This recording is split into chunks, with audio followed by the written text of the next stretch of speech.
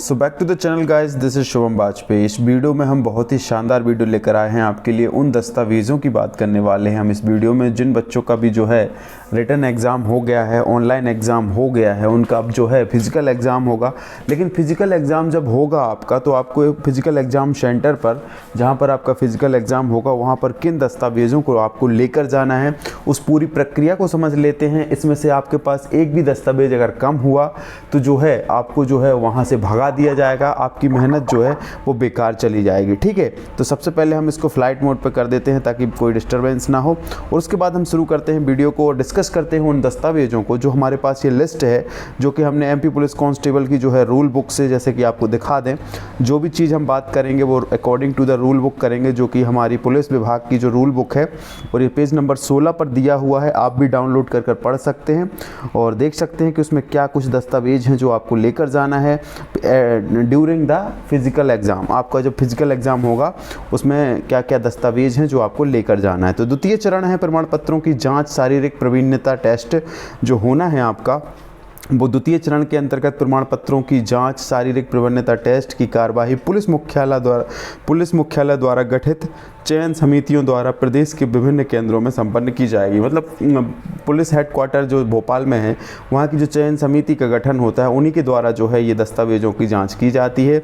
तो उसमें क्या क्या अपन को लेकर जाना है, तो प्रमाण पत्रों की जांच प्रक्रिया पुलिस मुख्यालय द्वारा गठित समितियों के सीधे पर्यवेक्षण में की जाएगी। यह कार्यवाही प्रदेश के विभिन्न केंद्रों में संपन्न की जाएगी।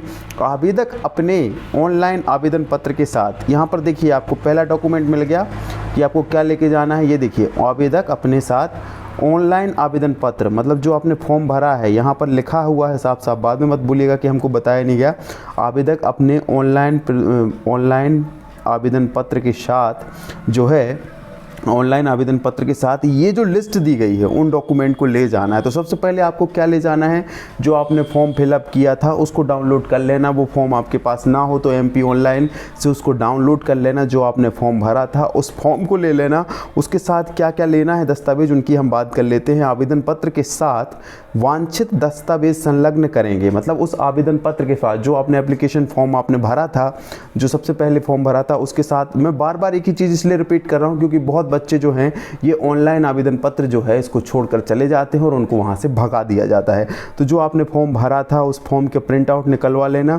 उसके साथ वांछित दस्तावेज संलग्न करेंगे। चयन समिति के समक्ष दस्तावेज सत्यापन के समय निम्नलिखित मूल प्रमाण पत्र दस्तावेज डॉक्यूमेंट प्रस्तुत करना होगा। ठीक है, मूल प्रमाण पत्र, यहाँ पर फिर एक बात की गई है कि यहाँ पर जो है आपको मूल प्रमाण पत्र, यहाँ पर कोई आपको फोटो कॉपी नहीं, यहाँ पर जो है आपको मूल प्रमाण पत्र जो है प्रस्तुत करना पड़ेगा। ठीक है, मूल मतलब ओरिजिनल कॉपी में क्या क्या आपको लेके जाना है उनको देख लीजिए। तो पहला है जन्म तिथि के प्रमाण पत्र के रूप में आपको जन्म प्रमाण पत्र अथवा हाई स्कूल सर्टिफिकेट या इंटरमीडिएट की अंक सूची जिसमें जन्म तिथि लिखी हो। मतलब जन्म तिथि प्रमाण पत्र के लिए आप अपना जन्म प्रमाण पत्र दे सकते हैं। हाई स्कूल मतलब 10वीं की मार्कशीट दे सकते हैं या 12वीं की मार्कशीट दे सकते हैं, लेकिन ये ध्यान देना है कि उसमें आपकी डेट ऑफ बर्थ लिखी हो। ये हो गया अपना पहला दस्तावेज। अब बात करते हैं दूसरे दस्तावेज की, शैक्षणिक योग्यता के प्रमाण पत्र। शैक्षणिक योग्यता के प्रमाण पत्र में तो इसमें मिनिमम क्वालिफिकेशन जो है वो 10वीं है, तो आप 10वीं की मार्कशीट को लगा सकते हैं, या आपने 12वीं पढ़ा है तो 12वीं की मार्कशीट को लगा सकते हैं, या आपने ग्रेजुएशन किया है तो ग्रेजुएशन की मार्कशीट को लगा सकते हैं। जो भी आपका हायर एजुकेशन है वहाँ तक की जो है नीचे से लेके अपनी 10वीं मिनिमम है, 10वीं 12वीं ग्रेजुएशन या फिर मास्टर डिग्री कर रखी है तो उसकी तक अंक सूची आपको लेकर जाना है। ठीक है, ओरिजिनल। उसके बाद अनुसूचित जाति, अनुसूचित जनजाति एवं अन्य पिछड़ा वर्ग गैर क्रीमी लेयर के सभी उम्मीदवार शासन द्वारा निर्धारित प्रारूप में सक्षम अधिकारी द्वारा जारी स्थायी जाति प्रमाण पत्र जारी करने वाले अधिकारी का नाम, पदनाम, कार्यालय इत्यादि इसमें सपुष्ट लिखा होना चाहिए। प्रमाण पत्र हेतु निर्धारित प्रपत्र इस नियमावली के साथ भी प्रकाशित किए जा रहे हैं। ठीक है, आपका जो जाति प्रमाण पत्र है उसमें जिसने जारी किया है अधिकारी, उसकी सील, मुद्रा, नाम, पदनाम सब कुछ लिखा होना चाहिए। ओरिजिनल जो है आपका अनुसूचित जाति या अनुसूचित जाति जनजाति प्रमाण पत्र जो है आपको साथ में लेकर जाना है, और वो भी कोई फर्जी उठा के नहीं ले चलना है, बिल्कुल ओरिजिनल लेके जाना है। अच्छा साफ साफ उसमें सब कुछ लिखा हो वही चलेगा। एक भी गलती जो है यहाँ पे आपको महंगी पड़ सकती है। ठीक है, स्वयंसेवी नगर सैनिक तथा नगर सेना के नॉन कमीशन्ड अधिकारियों अभ्यर्थियों को आरक्षण एवं आयु सीमा में छूट के लिए सक्षम अधिकारी द्वारा जारी किए गए नगर सेना की 3 वर्ष की सेवा काल का प्रमाण पत्र, मतलब जो नगर सैनिक हैं उनको अपनी 3 वर्ष की सेवा काल का प्रमाण पत्र लेकर जाना पड़ेगा। जो भूतपूर्व सैनिक हैं उनके मामले में सेना की सेवा का प्रमाण पत्र लेकर जाना पड़ेगा, ठीक है, ये तो अपने लिए नहीं है।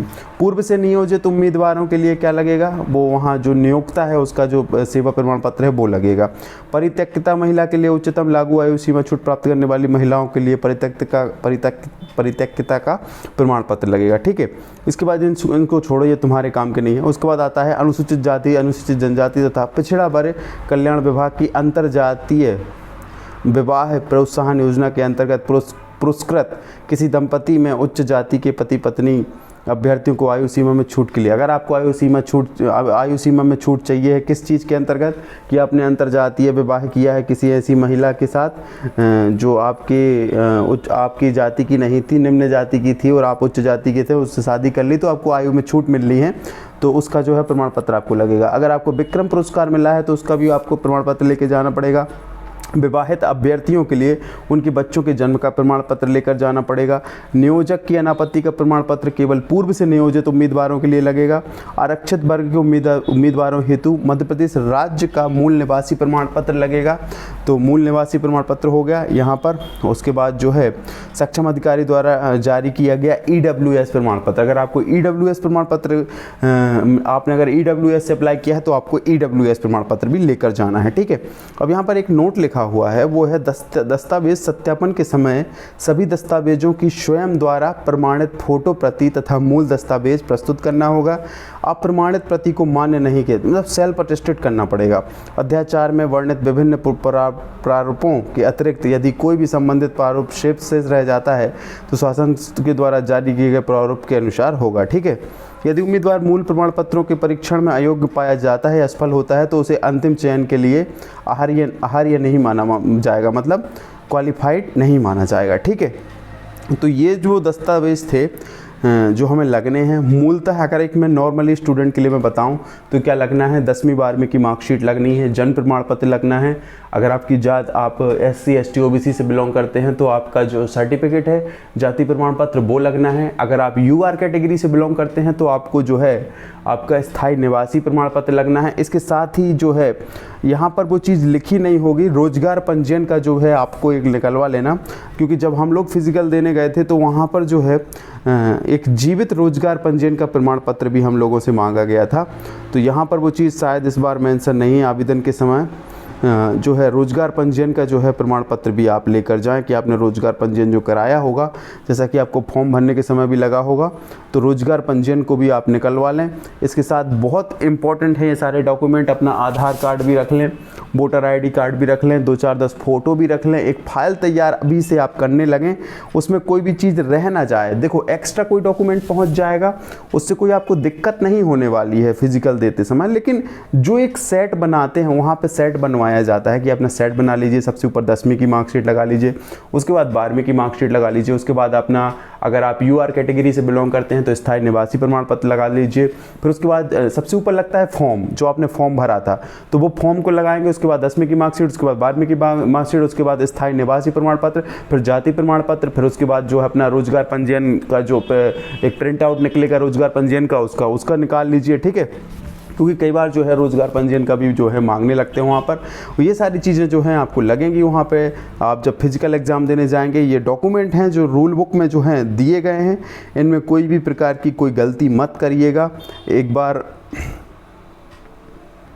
जैसा कि देखिए मैंने आपको बताया कि रोजगार पंजीयन क्यों ज़रूरी है, तो यहाँ पेज नंबर 2 पर देखिए आपको यहाँ पर लिखा हुआ है जो ये अपना कौन से नंबर का पॉइंट है भाई, यहाँ पर देखिए अब भी मैंने पढ़ा है इसको, रोजगार पंजीयन, हाँ पॉइंट नंबर 11 देखिए, उपरोक्त सभी पदों के लिए अभ्यर्थियों का मध्य प्रदेश राज्य के रोजगार कार्यालय में जीवित पंजीयन होना अनिवार्य है। तो ठीक है, ये पूरा लिस्ट थी जो मैंने आपको बताई, और पेज नंबर 16 पर जो है बाकी डॉक्यूमेंट जो है मेंशन है, मैं उसको भी आपको एक बार फिर दिखा देता हूँ, और एक सरल लिस्ट जो है आपको प्रोवाइड कर देता हूँ कि सरल तरीके से आपको क्या क्या डॉक्यूमेंट जो है लगने हैं। यहाँ पर जो आपको डॉक्यूमेंट दिए गए हैं वो तो आपको लगने ही लगने हैं। साथ ही अगर आपका रोजगार अगर मगर नहीं, मतलब लगना ही लगना है, आप लेकर ही जाइएगा। ठीक है, मैं आपको पेपर पेन पर लिखकर एक सरल लिस्ट दे देता हूँ जो आपको डॉक्यूमेंट ओके रखना है, ताकि आप किसी भी तरीके से किसी भी प्रकार की मुसीबत में ना पड़ें और आप आसानी से जो है अपना फिजिकल एग्ज़ाम देकर आएँ। चलिए ठीक है, तो एक बार और सरल शब्दों में समझ लेते हैं कि हमें क्या क्या डॉक्यूमेंट जो हैं फिजिकल के समय लगने वाले दस्तावेज। तो इसमें नोट पर ध्यान दें, पहला है कि प्रत्येक दस्तावेज की मूल प्रति लेकर अवश्य जाएं, मतलब ओरिजिनल डॉक्यूमेंट लेकर ज़रूर जाएं। और दूसरी बात यह है कि प्रत्येक दस्तावेज की जो है 3-3 कलर्ड फ़ोटोकॉपी लेकर अवश्य जाएं, क्योंकि वहाँ पे फ़ोटोकॉपी ही मांगते हैं, लेकिन देखते ओरिजिनल भी हैं। ठीक है, 10वीं की मार्कशीट और जन्म प्रमाण पत्र ज़रूर रख लें। उसके साथ ऑनलाइन फॉर्म जो आपने भरा है, सबसे पहले जो भरा था उसका प्रिंट आउट निकलवा लें 2 प्रति में, उसको रख लें। उसके साथ 12वीं की मार्कशीट रख लें। अन्य कोई उच्च शिक्षा का दस्तावेज है, जैसे ग्रेजुएशन आदि किया है आपने या मास्टर डिग्री कर रखी है, तो उसकी मार्कशीट भी ओरिजिनल रख लें, प्लस फ़ोटोकॉपी रख लें। जो आप ओरिजिनल रख रहे हैं उसकी फ़ोटोकॉपी एक अलग फाइल में रखिए और एक में पूरा ओरिजिनल डॉक्यूमेंट रखिए। ठीक है, सबका सेट बना के रखिएगा बढ़िया बाकायदा। जाति प्रमाण पत्र लगना है, SC ST और OBC को लगता है जाति प्रमाण पत्र, तो वो लोग जो हैं अपना जाति प्रमाण पत्र रख सकते हैं। उसका फॉर्मेट मैं बता देता हूँ कि कैसा फॉर्मेट होना चाहिए। मूल निवासी प्रमाण पत्र सबको लगता है, तो ये जो है सभी लोग रख लें। EWS का प्रमाण पत्र उनके लिए जिसने EWS से फॉर्म भरा है। भूतपूर्व सैनिक हैं तो अपनी सेवा का प्रमाण पत्र रख लें। नगर सैनिक हैं तो 3 साल जो सेवा दी है नगर सेना में, उसका जो है प्रमाण पत्र रख लें। Aadhaar card, PAN card, voter ID card सभी लोग ओरिजिनल रख लें अपना, उसकी फ़ोटोकॉपी भी रख लें। हो सकता है मांग ले, हो सकता है नहीं भी मांगे, बाद में आप घर थोड़ी ना लेने जाएंगे अगर मांग लेगा, कि आप जब फिजिकल देने गए हैं कहीं बाहर और पता चला आपका मांग लिया आधार कार्ड, जो कि आधार कार्ड के बिना तो आजकल कहीं पत्ता भी नहीं हिल रहा। तो आप आधार कार्ड अपना लेकर जाइए, ओरिजिनल लेकर जाइएगा, साथ ही उसकी फ़ोटोकॉपी भी रख लीजिएगा। साथ ही 3 से 4 अपनी कलर्ड पासपोर्ट साइज़ फ़ोटो भी रख लीजिएगा। बिल्कुल ठीक है, जो आपने फॉर्म में चिपकाई हैं वो हो तो और भी बेहतर है, नहीं है तो नई फ़ोटो खिंचा के भी नई वाली फ़ोटो खिंचा कर भी रख सकते हैं। तो ये मतलब एक की फैक्टर है। जो इतने हमने आपको दस्तावेज बताए हैं, इतने दस्तावेजों की फ़ाइल जो है अभी से तैयार करके रख लीजिए। चलिए उन फॉर्मेट के बारे में हम बात कर लेते हैं कि किस प्रकार के प्रमाण पत्र होने चाहिए। जैसे अनुसूचित जाति प्रमाण पत्र होता है या ये अनुसूचित जनजाति प्रमाण पत्र होता है, तो उसका यहाँ पे जो है फॉर्मेट दिया गया है। ठीक है, तो ये देखिए प्रमाण पत्रों के फॉर्मेट जो हैं यहाँ पर जो है ये का फॉर्मेट है, ये प्रारूप 1 है। इसमें तो जो आपको एग्ज़ाम जो अपना एडमिट कार्ड है उसका बताया गया है। दूसरा है ये अनुसूचित जाति अनुसूचित जनजाति के उम्मीदवारों के लिए स्थायी जाति प्रमाण पत्र किस फॉर्मेट में है, तो ये आपको रूल बुक में दिया गया है, पेज नंबर 37 पे आप देख लीजिएगा। इसी हिसाब से जो है आप बनवा लीजिएगा। उसके बाद जो है यहाँ पर अनुसूचित जनजाति के लिए अस्थायी प्रमाण पत्र जाति प्रमाण पत्र दिया गया है, इसको भी आप देख सकते हैं। उसके बाद ये जो है स्थायी जाति प्रमाण पत्र का ये जो है पूरा फॉर्मेट दिया गया है और प्रस्तुत किए गए।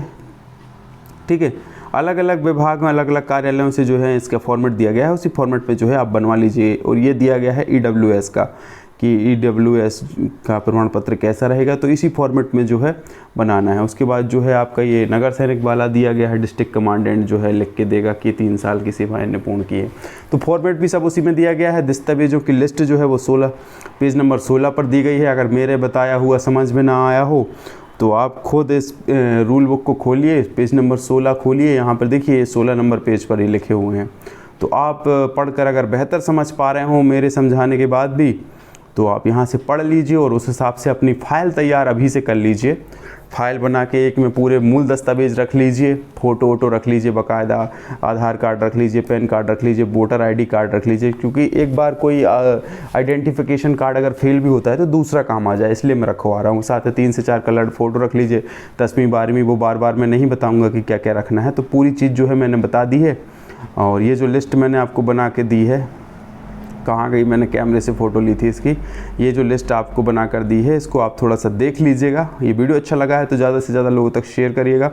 साथ ही इस चैनल को अभी तक सब्सक्राइब नहीं किया है तो चैनल को सब्सक्राइब कर लीजिएगा। ऐसे ही महत्वपूर्ण कीमती वीडियो आपको मिलते रहेंगे। एमपी पुलिस कांस्टेबल से संबंधित सारे डाउट्स जो हैं इस चैनल पे आपके क्लियर हो जाएंगे, सारे सवालों के जवाब आपको मिल जाएंगे। वीडियो को ज़्यादा से ज़्यादा लोगों तक शेयर करिएगा। ये इन्फॉर्मेशन अच्छी लगी है तो वीडियो को ज़रूर लाइक करिएगा। आज की वीडियो बस इतना ही। जय हिंद, जय भारत।